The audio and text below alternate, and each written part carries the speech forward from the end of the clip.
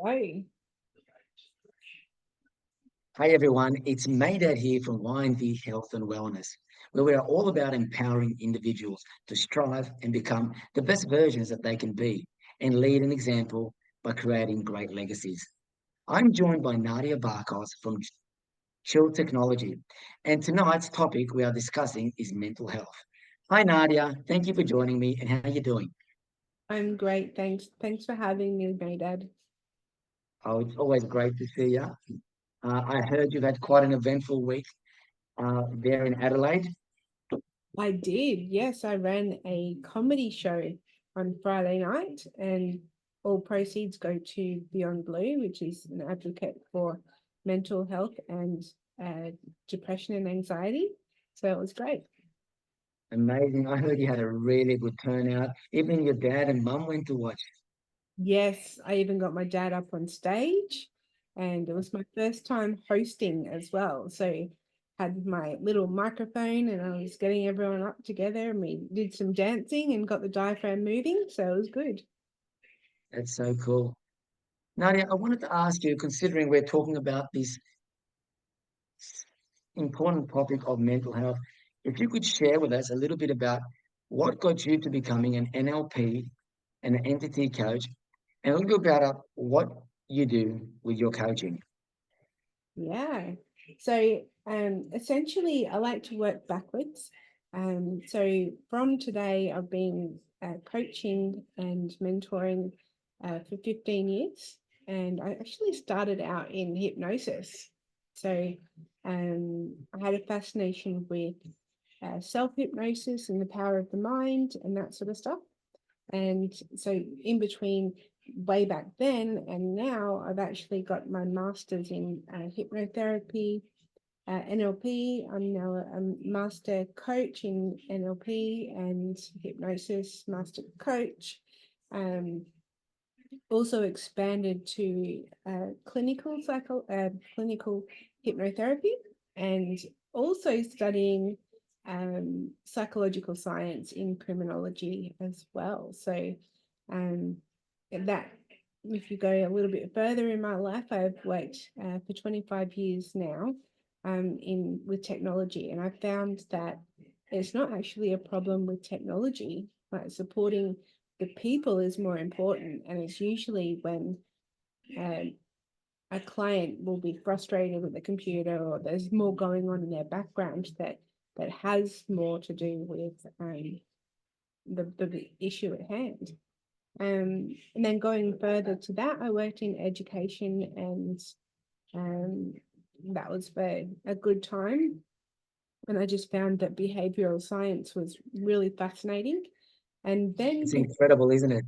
Yeah, it is. And then before that, so when I was 17, I actually started doing emergency relief interviewing in the drug and alcohol space as well, and financial counseling with people that were homeless and people that were fresh out of jail and just going through mental health issues. So it's actually quite satisfying to see a good result with a lot of my clients, and I've been doing it that long. So That's amazing. That's what, I feel a little quite the same way. It's so rewarding to see somebody, you know, succeed and better themselves through some of this work.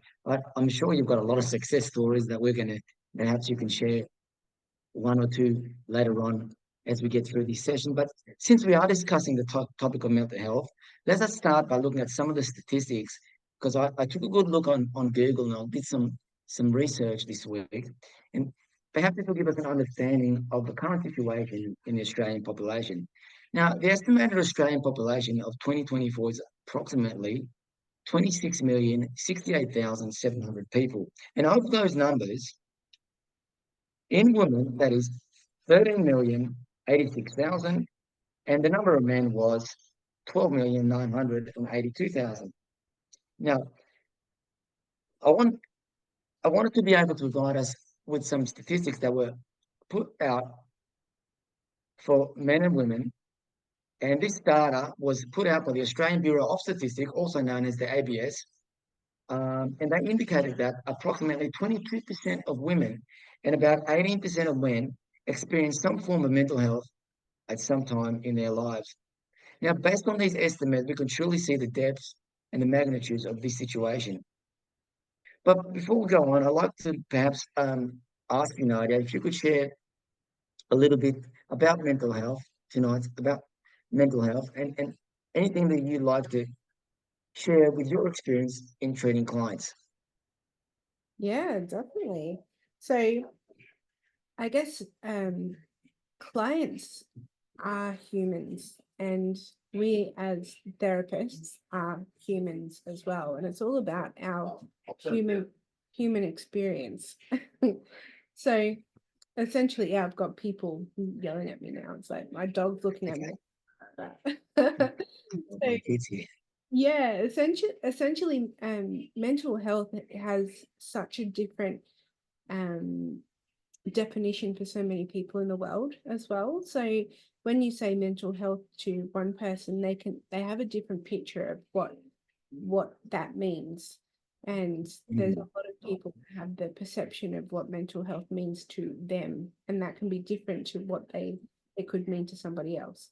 So ideally, the best and the most important thing is to understand that everybody is born whole, perfect, and complete, and not to have any judgment on people because you don't know what their story is. And even if they can tell you all about that story, their story doesn't matter when it comes um to helping them with that issue. I guess there are so many times and so many different ways you can see mental health, and I think you've got a list there, all the different kinds. I do, Nadia. I do. I'll share that list. So some of the complications and mental health issues that people do suffer in Australia with that are most common are things such as anxiety, depression, bipolar disorders, post-traumatic stress syndrome, also known as PTSD, schizophrenia, and other psychotic disorders, personality disorders, and also attention deficit hyperactive disorder, also known as ADHD. Substance abuse is a very common, drugs and alcohol, suicide thoughts and behaviors, also sleep apnea with sleep disorders and sleep deprivation, and also adjustment disorders, and the list goes on and on. But this is just a few of so many disorders that the population are facing these days. Now, one of the things that we have to understand is that everybody, as you said, is wired up differently. And with that, every person's submodalities are different. And this could all be based on lots of different reasons, anywhere from childhood needs that weren't met, or any traumatic experiences and events that occur throughout the years. But I want to take a moment out to share with our viewers what submodalities are, because submodalities are a person's internal representation. They are your internal building blocks that set you up and affect the way you think, you feel, the way you perceive things, and most of all, react to situation. And as a result, they really govern the way you act and go on about your day. Now, in saying that, there's a really great book that was written by Dr. Macy Miller. And Dr. Macy Miller spoke about the three stages of human development. And the first stage that he spoke about was a stage that he called the imprint period. And that was from 0 to 7 years of age. And in that time, the child life, where usually they picked up traits and things from the people that they respected most, who were closer to them. And that was usually their dads, their mums, or their grandpas and grandma. The second stage that Dr. Macy Miller talked about was the molding period, and that was from 8 to 13 years of age, where kids picked up a lot of traits, um, where they were influenced by people like their soccer coaches and their childhood heroes, including their school teachers, as they spent so much time away from home, 8 hours at school. They would be around their teachers, listening to them, guide them, and they picked up traits, and they were disciplined by these people as well as their coaches. So they had a lot of respect for them. And the third stage, this was a stage that was he called the socializing period from the age of 14 to 21, where young people are mostly influenced by their peers and social media, peer pressure. and what was in fashion. It was also a stage where, in a person's life, where they get to make some strong decisions. And some of those decisions were, for example, what Dr. Macy Miller spoke about was religion, personal preferences. Somebody may have been born into a really religious family, and during this stage, from about 13 to 21, they decided that they no longer want to follow that path, and they not be rebellious. They may be quite cool, but they just don't want to be religious. Other examples were this is a stage where a person's life develops strong characters and strong moral values and instincts. But at the same time, it's also a time in a person's life where some people become very Machiavellian and will do whatever they can do to get their way. But having shared that, Nadia, I know you've worked with a lot of different people and you've had a lot of different experiences. Um, Wanted to delve into some of the things that come up with people that suffer from uh, negative beliefs and how this can not just affect their psychological health and mental health, but how things such as fear can lead to a weakened immune system and sleeping disorder. You know, this is just one of so many underlying and negative beliefs and emotions. Things like stress that lead to cardiovascular problems and high blood pressure, and even lead to coronary heart disease. Things like anxiety, which lead to respiratory disorders and also heart disease. And then you have the common one, depression. Depression is so common in the population, where this leads also to a weakened immune, obesity, and even diabetes. Anger is another one, and that could lead to stroke, weakened immune system, and even insomnia. With all this going on, we even have chronic worry, where that obviously disturbs a person's sleeping disorder and digestive disorder. There's guilt and shame, which also leads to insomnia and headaches. There is so much that's going on. And it's not just having anxiety, it's not just having depression, because all these things lead to is a deeper health issue that most of us don't understand. Like depression leads to chronic stress and cardiovascular problems. Grief leads to all kinds of symptoms like heart disease, insomnia, depression, weakening immune system, fatigue, shortness of breath, and it goes on and on. It really Like I does. said, I spent all last week delving into some of these things, and I did my research, and I just think it's incredible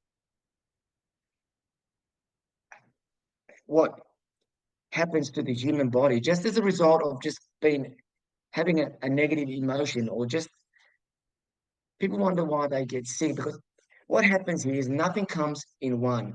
If you have something like a flu, it's not just targeting you with the flu, it's targeting your emotions, it's targeting your immune system, it's targeting your energy levels. And as a result, your energy magnetic fields in your body are just not firing properly. And over time, whether it be 6 months, 12 months, 2 years, it can become quite serious and lead to some of the issues that I shared on the list. But Nadia, since I've got you here, I was wondering if you could share a little story, perhaps, of an experience or a client that you had, a success story, perhaps, that you could share with our viewers tonight. Yeah. Well, I'm going to recommend that everyone goes to the bookshop and buys a book from uh, Ina Segal, and it's called The Secret Language of the Body. And it uh, Secret. the secret language of your body. And it basically describes all of the things that are happening within the body and how it affects the way you think, and how you can resolve those things by you know focusing on those things. Okay, I just went around in circles, but anyway, so essentially Um, the central nervous do system. you do you think we could put a link for our viewers at the end of this Zoom of Dr. Macy Miller's book, and Segal's book on the secret language of your body. Yes, I'll definitely put the link in the description there. There's Excellent. there's those two books, and there's also a couple of others that are really good for just describing, what's happening in your central nervous system, in your body senses, in your meridians, and all of these energy fields. But essentially, if you can listen to all the signs, pain is one of those. Um, it's an indicator that there's something not right. So it's dis-ease in the body. And one of my clients, and I'm going to start with a sad story first, but it really opened my eyes to what's happening in the world and how your body can really tell you of what's happening. So one of my very first clients a long time ago had issues with her husband watching not so great movies, and her her main issue was just the attention um that she was giving to everybody else, and she wasn't giving it back to herself. So she was overweight, she was a heavy smoker, a heavy drinker, she wasn't looking after herself, she didn't move, she didn't do any of that, and she went right down into a real depression. um so basically she couldn't see the light in anything, and all she wanted really was the attention of her husband and her child. So she didn't have enough energy to get up and clean the house. So she was living in filth. Then she felt bad about living in filth. Then she didn't want to go out places because she didn't want to have a shower. And that's how far it can go. It can go really deep. So I was working with her for about 4 weeks. And basically, she came to me, and on her last session we had together, she made the decision that she was going to tell her husband what she was feeling, and this was great progress. I just felt energetically that there was a bit of a something happening in the background, um, and the very next day I thought, I haven't heard from her. I'm not sure what's going on. And my boyfriend and I were driving down the street, and we got a phone call. And obviously, because I'm driving, I don't answer the phone. My boyfriend turned to me and said, "You need to turn around." I said, "What's going on?" And it turns out my client had passed away. So she her she actually had epilepsy, and stress brings on episodes. So the level of stress, she was working herself up so much that she just couldn't handle what was going on. Her central nervous system really got a hold of her, and she had about 8 episodes in a row, and they were getting ready to go to the hospital. And basically, they called the ambulance to take her, but she went to the toilet, and then 15 minutes later they're like, "Where is she? She's somewhere." But they didn't know she was in the toilet, and she actually leaned forward and her airways cut off. And so through this episode she was actually stuck in that position, and they couldn't open the door to get her out, so she actually passed away. And that was an incredible moment for me, because I wouldn't have ever thought that that could happen, but it does. The body knows, and the central nervous system basically sends you the signal that something's not right, and we need to listen to that. Um, True. so moving forward, I'm still very close with the family, and they've taken a lot of time to move on from that. But one good thing that came out of this is she actually introduced me to one of her friends. And the best way that you can communicate what you do is word of mouth. So having those deep conversations with other people. She did actually refer me to one of my biggest success stories, and that was a man who was actually living in his car. Not only was he living in his car, but he was living in his car at the local hospital. And he was fearful. He had anxiety and depression. He felt that if he left the hospital, that he'd have a mental breakdown and he'd die. And that was his problem. So over 6 weeks, we actually met together in the car park, where people actually came. They fed him, like they literally brought buckets of soapy water and washed him. He was practicing mechanics in the car park. He had nearly $30,000 worth of fines from the local security company. So to pay that off, he was literally fixing people's cars in the car park. So he was a local boxing guru as well. So he loved going to the boxing gym that was around the corner. And these were the things that he couldn't do because he was actually living in his car. He had a fiance and 2 children that were conceived in that car park. So life does really go on, even though you have this story that you're playing like over and over and over again.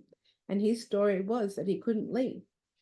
So over the 6 weeks, I actually had him just venture out a little bit, just using his submodalities and just making him understand his own perceptions and how they were failing him. 6 years later now, he's in a home. He's had another baby, so he's got a little son that is called by his own name as well. And yeah, he's back into mechanics and back into boxing, and he's doing all right. He's not perfect, but at least he knows and he understands what life is right now. So What a great story to think, going from a car park to living in a home, and that within itself is I mean that's amazing. People, homeless people, but just getting some quality life and living like a normal life, not having to live out of a car and wash wash themselves with soapy water in a bucket. That's incredible. it That's is. incredible. And what a lot of people don't realize is just because somebody's homeless, it doesn't mean they're useless. It doesn't mean they're worthless. It doesn't mean any of that. It's your own perception that puts you there. So It's incredible sometimes how people are perceived based upon just the situation they are now in life. Nobody seems to think about what they were in the past or what they know, how intelligent they are. And, I know there was one guy down Bondi, he was a mathematician. He was just incredible. He was an incredible artist. He ended up passing away as a homeless man, but he was so smart. And everybody thought, oh, there's so and so, and, oh, he's just on the streets. And then they just thought that he was some derelict. And then, yes, sure, but, obviously he was in that position for something must have happened. But he was just such an intelligent man. He was such a great artist and that. But now, thanks for sharing that story, Nadia. I've got a little story to share, and it's not really as colourful as yours is, but I there's one client that I had, and he was a 19-year-old man, young man, and he'd just lost his mum 6 months ago. And one day he came walking down into the gym, and he was chirpy guy, loud and um, quite hyperactive. And even when he came in, one of my gym managers and I were there, and we could tell that there was something that was odd. He was just very energetic and didn't really have much self-esteem or confidence in that. But he wanted to sign up at the gym, and I said to him, "Look, you're more than welcome to sign at the gym. Tell me when you want to start," and we set a date for him to start. But on the day that he started, I said to him, "Let's just before we start training, I want to take you for a walk." And just something I like to do with a lot of my clients when they start up is take them for a walk around Sydney Harbour or Edgecliff or Parsley Bay. Even go down there and go for a swim with them and just talk to them about what's going on in their life and what they want to achieve, and treat it as a walk and talk session. And then just use that time, even if it's for free, just to get to know them and dig deep and just let them share what they feel comfortable in sharing, and then just work with that and see what we can do. And he told me that he lost his mum 6 months ago and how he was grieving and how hurtful it was and how he was uh, unemployed and how he was resorting to alcohol and smoking weed and a few other things, social issues that he was confronted with. his father wasn't very helpful because he's an ex-army officer, and yeah, he was very strict. But the young man who was very overweight lost 17 kilos in the space of I think 3 months. He became employed. He worked for a pool company uh, in eastern suburbs, and he managed that pool company. And after about 6 months, he now enlisted in the University of Wollongong, and he's studying a degree there. And this is a young man that didn't feel adjusted in society. And I remember the first talk that we had when when he first came in, and I took him around the harbour for a walk and talk. And this became regular every week. We would train 4 times a week, and on the fifth day, on a Friday or something, after I dropped my kids off to school, I'd take him down there. We'd have a meditation session. We'd do some grounding, and we'd take a swim at Parsley Bay. And he would share what his goals are, how he wanted to go to university and wanted to sit for a degree, and how he felt that he was not able to communicate in the social scene here in the eastern suburbs. And he felt on the outer. And as we 1 week turned into a month, and 1 month turned into 2 months, and 3 months, and so on, he began changing, and he became so comfortable. And he was like one of these guys that you just couldn't stop talking in my gym. He talked to everybody, and any other members that were at my gym that were Roosters fans. After a Roosters game on the weekend, he would share with them. And that was the least of his problem, conversating with people. And so I was so pleased to see him do that. So pleased to see him now studying at the Wollongong University, a degree. His dad's got a good relationship with him. He did have a hiccup in between that time, and I thought that he was going to go backwards, but he was able to get himself together and get back on track. And now he's doing great things. So, that's just a little story, but I'm sure you've had plenty of those. Nadia, getting back to the mental health being such a big uh, I wouldn't say a problem, but such a big concern in society today, not just in adults. I think it's become really, really evident in adults as they hit 40 and above. Um, I don't know if they become more resilient or whether they become bitter and they become uh, less resilient and less become impatient. Um, but it's the younger ones today, and I see that in the gym a lot. Young ones coming in with borderline Asperger, borderline anxiety, and just little traits where they can't look you in the eye, they can't talk to you, they have withdrawal symptoms. The other week, I had a young kid come in, and he came in with his mum, and he was crying and yelling up the stairs. And his mum said, "Look, I'm sorry, but he's coming down. I want him to meet you." And he said, "I'm not coming down." And he was yelling at his mum. And she finally got him down the stairs. He didn't even want to look at me. And it's funny because that week I was studying nonverbal communication. And his body language said it all. He didn't want to train. He just didn't want to be there. And he turned his back to me when I asked him a question. And I invited him down to have a look at the gym. And he finally came down the stairs, and he was half looking at me, half looking at the floor, half looking at his mum because he just wanted to leave. When he left, I bumped him and I said, "Have a great day. Might see you next week." And they rang me up and booked. And now he trains with me every week, and he's just hooked. And I thought he would never come back. And he's made such a huge change. He's so talkative. He's just, and it's great to see. And I just think, and it's not just my philosophy, I think it's proven if we can get to these root of the cause early in life, it's so much easier to deal with. It really is to get them right at the beginning. And what I'm finding, especially as a technologist, I've watched kids in the education system and the addiction that they have with technology. And it's basically the same how it works with their pokie machines, when you go to casinos, when you look at all of the fun things, like if you go to a playground and you've got that everything to get your attention. And technology's become so prevalent in our community. So everybody has a mobile phone or a computer, a tablet, or things that make noises. They're highly colorful.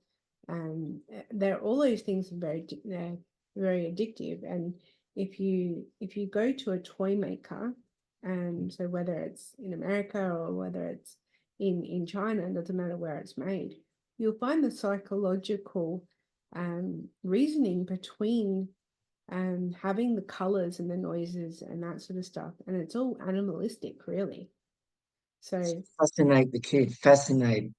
yeah, it Yeah. really does. It makes the brain spark, and that excitement, it takes over. So at the moment, we have a lot of kids that will not move away from the computer, and they're resistant to anything that doesn't give them instant gratification or instant satisfaction.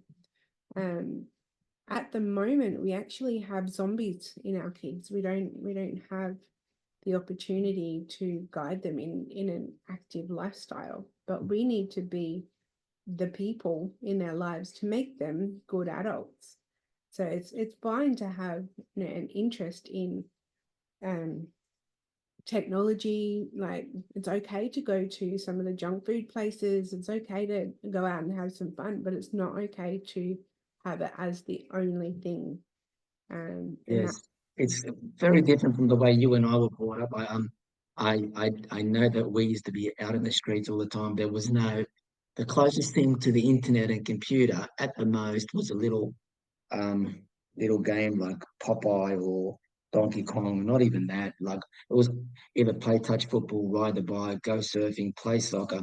Everything was physical. Everything was it was such a analog world. It was such a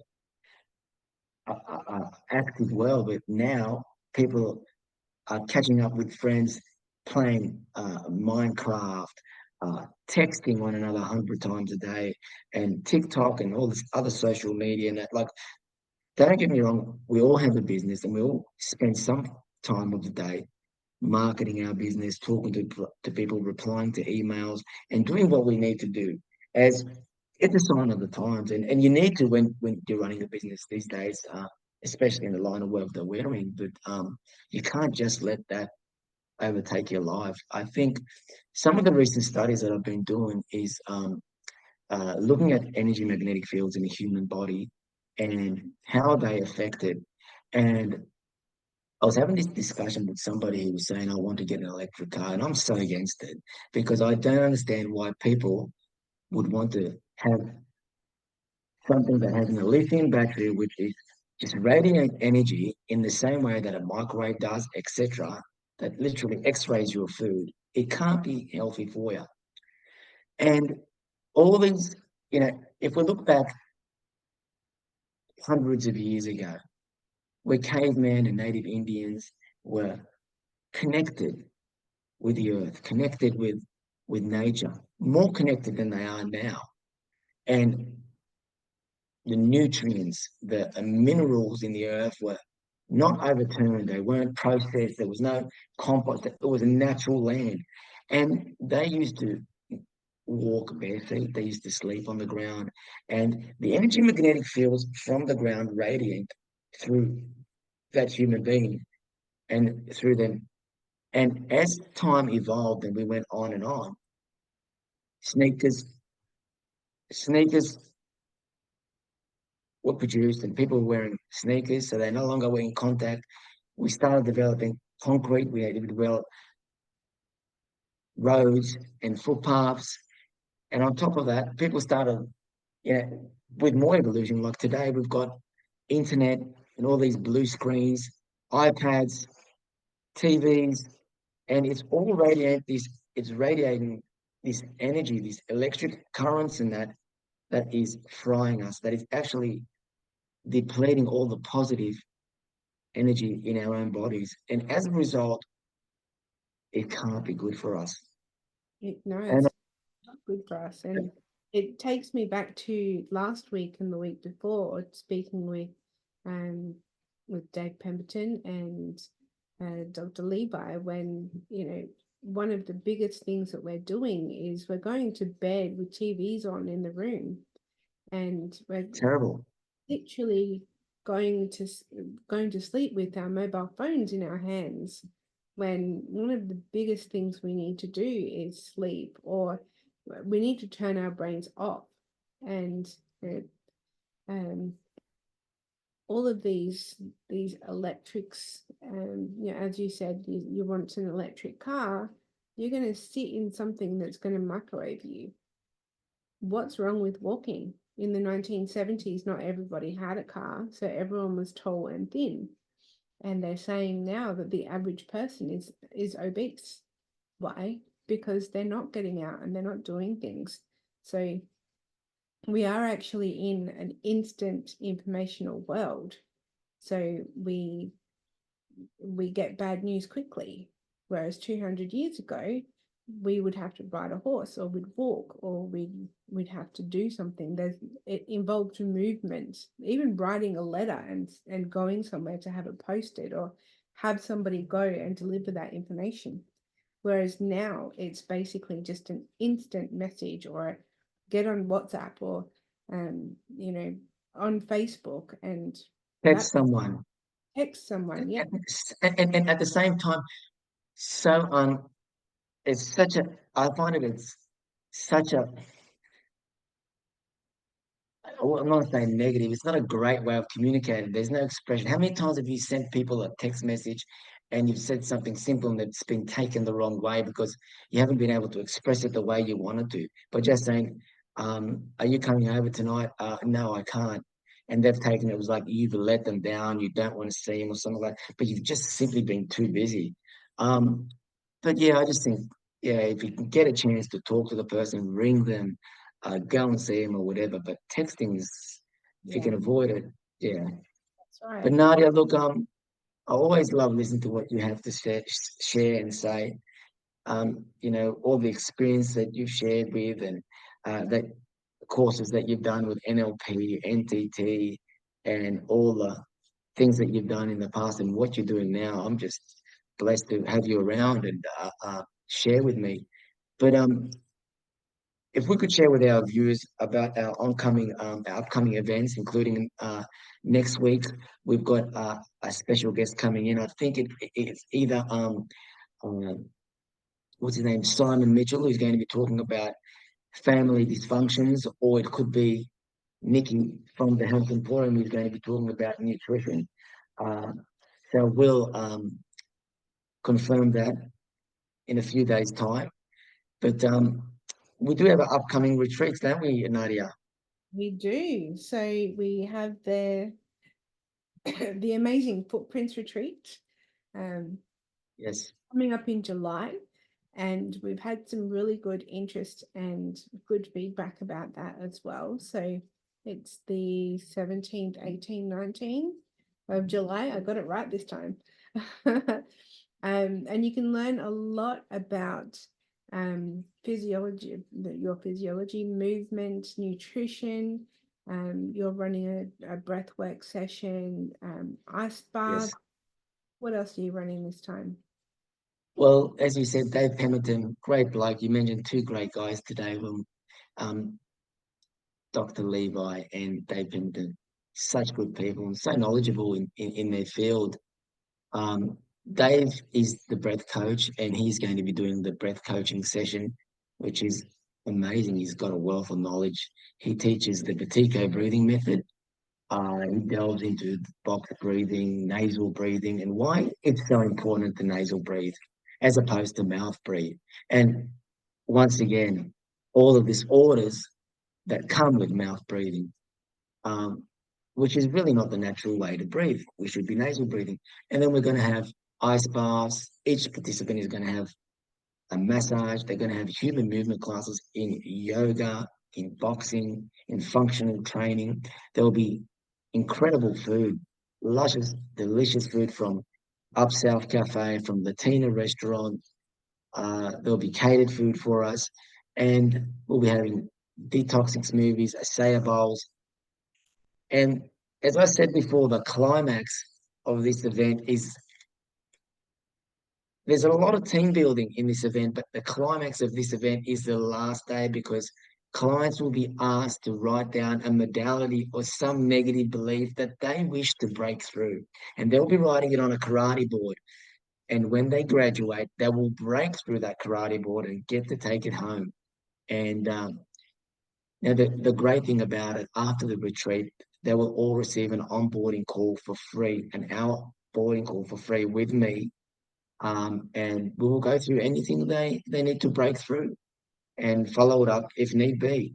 But I'm really excited for this. The first group of people that we had, as you know, were a corporate group, and even though we can't mention their names individually, we had some great feedback and some great comments, reviews on the actual retreat. So really looking forward to that in July. Looking forward to seeing anybody. If they've got any interest, shoot Nadia a message, inbox us or Facebook us, email us, and maybe you can share that email address, Nadia, or the phone that number they could call. Yes, definitely. So I'll be putting those all in the comments below. We do have a landing page, so if you are interested in more information, or if you just want to get your credit card out, that's great too. I believe that's all ready to go, so I'll put that in the comments once we upload this video. And if you do have any questions, do feel free to send us an email or send us a message, so that we can include that in our information sessions that we'll have in a couple of weeks. As you mentioned before, we'll be speaking with either Simon or Nikki next week, and they'll be able to give us some more insight on what they can bring to the table on these retreats as well. So I'm looking forward to that. I am too. It's been a great session, everybody. Take care, enjoy your week, and remember, we'll see you soon. All the very best. Ciao.